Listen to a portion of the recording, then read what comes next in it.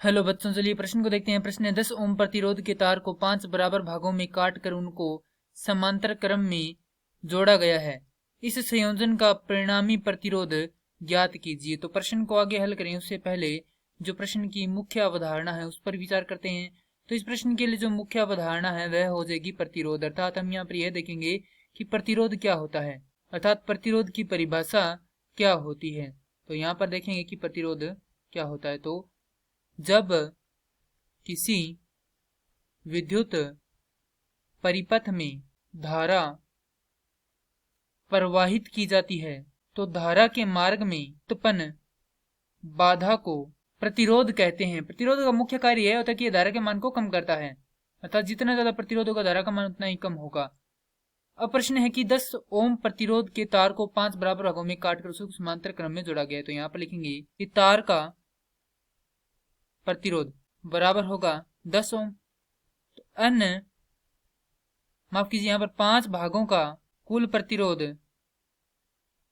किसके बराबर होगा? उस तार के प्रतिरोध के, क्योंकि उसी तार के 5 भाग किए हैं।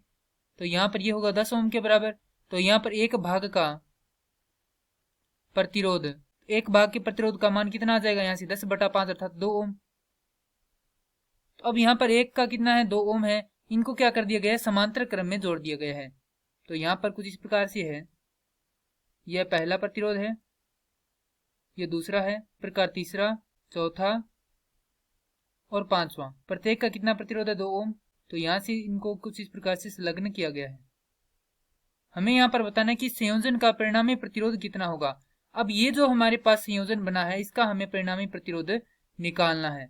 तो यहाँ पर इसको हल करते हैं। तो जैसा कि हम जानते हैं कि समांतर क्रम के लिए जो तुल्य प्रतिरोध है उसे हम दर्शाते हैं 1/r तुल्य से, जो कि बराबर होता है किसके? 1/r 1 योग में 1/r2 योग में 1/r3 योग में 1/r4। चूंकि यहाँ पर कितने हैं? 5 है, तो 1/r5 तक 5 प्रतिरोध हैं।